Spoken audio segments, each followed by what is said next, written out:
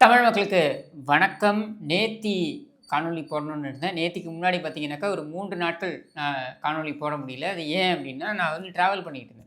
இங்கேருந்து திருநெல்வேலி வரைக்கும் போக வேண்டிய ஒரு வேலை இருந்த காரணத்தினால, என்னால வந்து வீடியோக்கள் போட முடியல.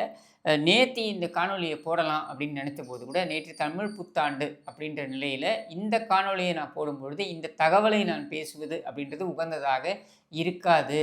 அப்படின்றதுனால தான் காணொளி போடாம தவிர்த்தேன் அப்படின்னு கூட சொல்லலாம். என்ன அப்படின்னாக்க, முதல்ல அ இந்த காணொளிக்குள்ள நம்ம சப்ஜெக்ட்குள்ள போறதுக்கு முன்னால, ஒரு விஷயத்த நம்ம பகிர்ந்தாகணும். அது என்ன அப்படின்னு நெறைய பேருக்கு தெரிஞ்சிருக்கலாம். தெரியாதவர்களுக்கு நான் திரும்பியும் சொல்றேன்.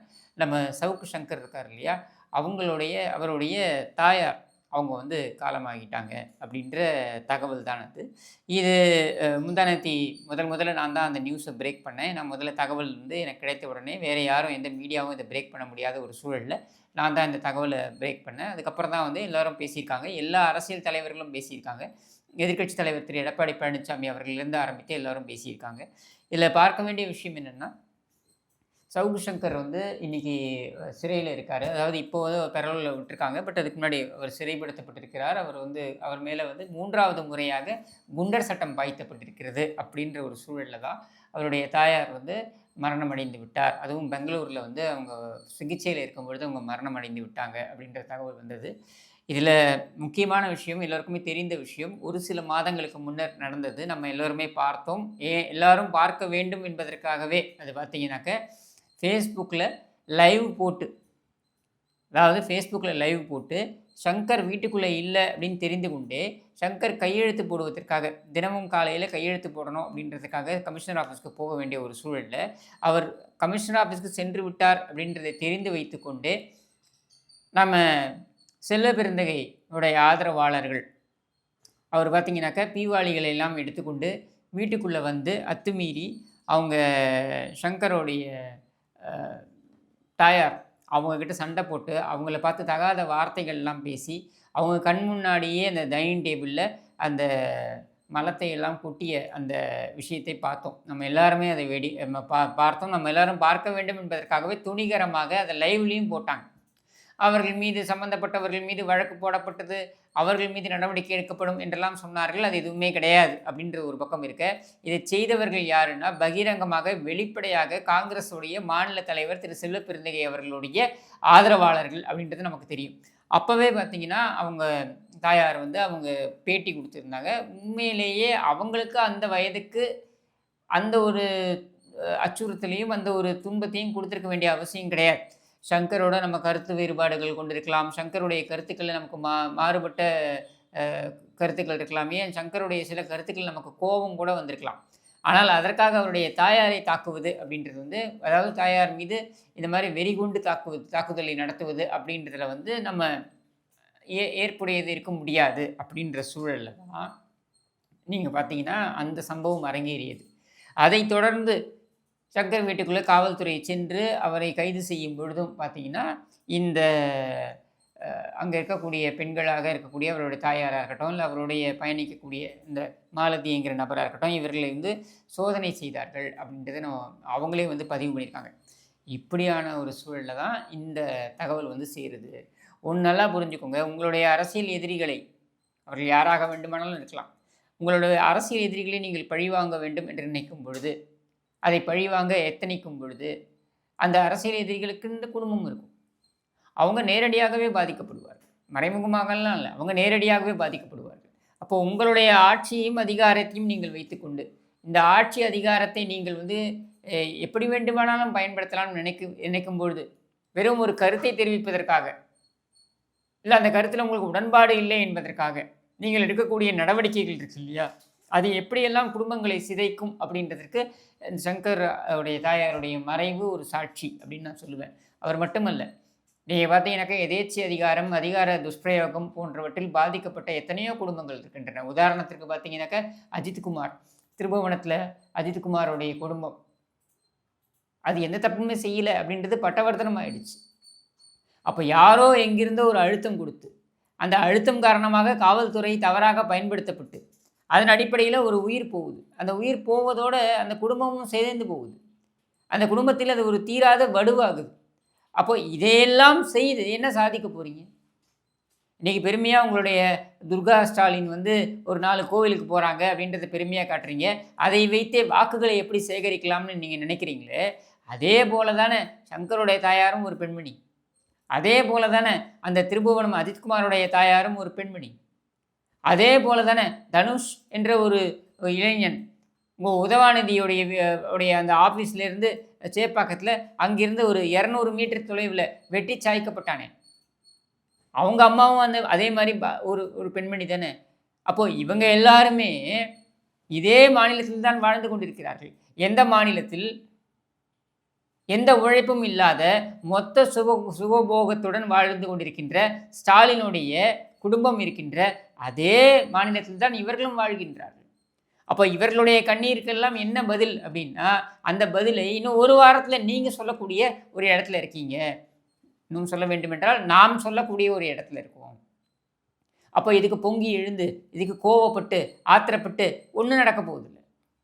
ஆட்சியும் அதிகாரத்தையும் இவர்களிடம் கொடுத்து விட்டு 5 ஆண்டுகளுக்கு நீங்கள் தான் அப்படின்னு சொல்லி அவங்கள்ட்ட கொடுத்ததுக்கப்புறம் அவங்க 5 ஆண்டுகளில் என்ன ஆட்டம் வேணாலும் ஆடலாம்.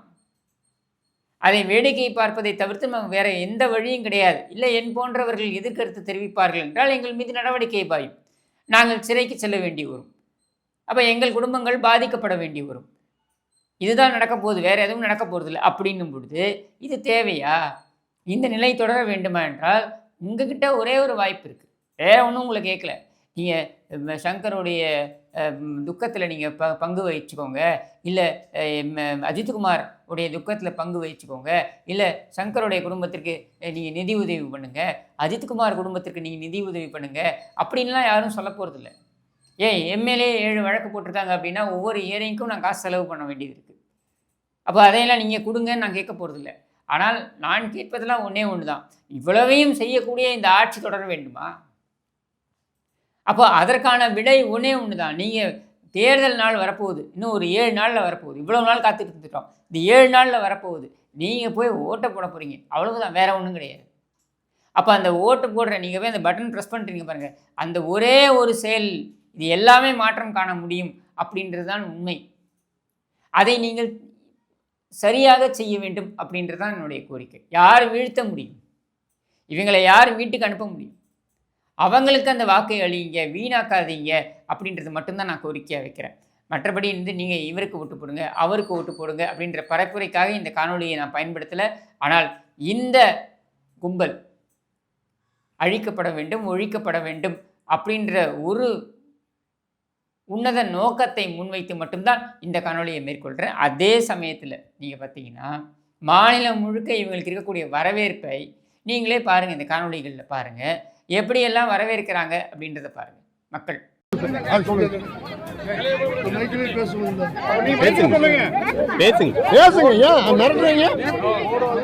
எங்க ஊர்ல வந்து எங்களையே மிரட்டுறீங்க பாரு.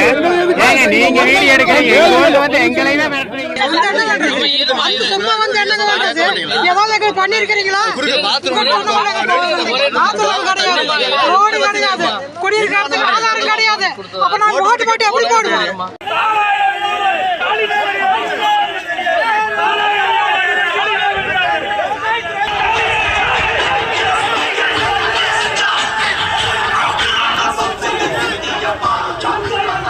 செய்யாறு திமுக வேட்பாளர் ஜோதி எருமைவெட்டி கிராமத்திற்கு வாக்கு சேகரிக்க சென்றபோது அவரது வருகைக்கு எதிர்ப்பு தெரிவித்து அந்த கிராமத்தைச் சேர்ந்த விவசாயி தேவன் என்பவர் தனது வீட்டு வாசலில் குடும்பத்துடன் நின்று கருப்பு கொடி காட்டி எதிர்ப்பு தெரிவித்தார்.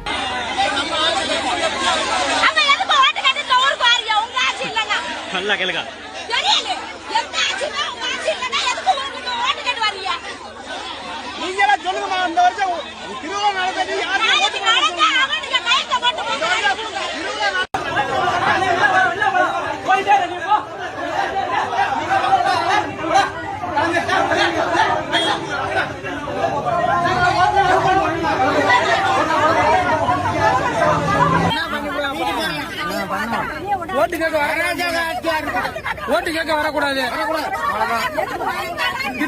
ஊருக்குலாம் வரக்கூடாது. மணச்சலூர் தொகுதியில மணியம்பட்டி பெருமங்கலம் குடிக்காரங்க இந்த பஞ்சாயத்துல வந்து ஓட்டு கேட்க வரக்கூடாது.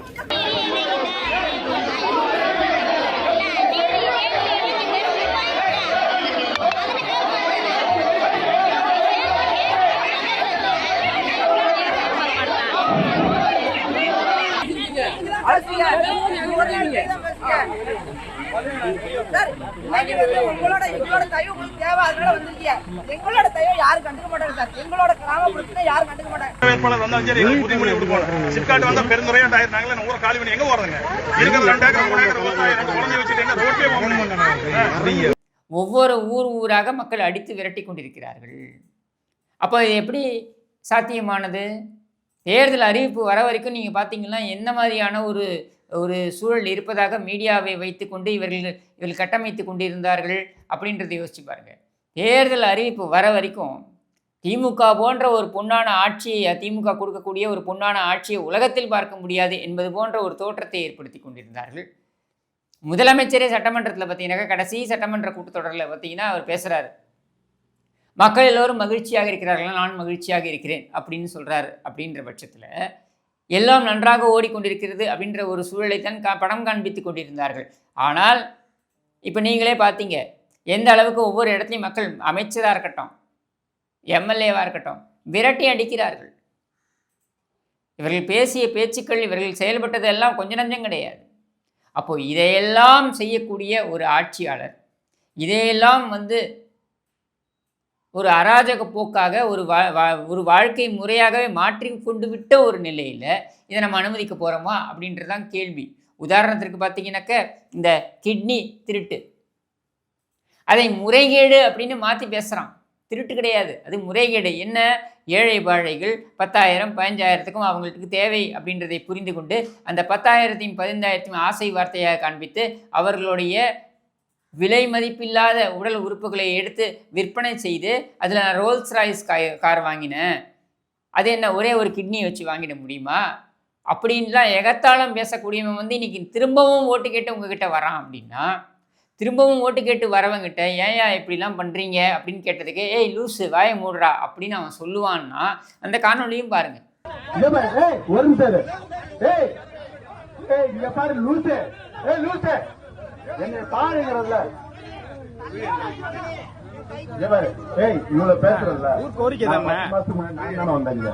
அதுக்கு சம்பந்தமா நீ கேட்டு நீ என்னை தேடி வந்தியா? நீ ஒரு தடவை நான் கேட்கறதுக்கு பதில் சொல்லு. இதுக்கெல்லாம் பண்ண முடியாது. போலாம் போ. நீ ஓட்டு போறவன எனக்கு போதுமா?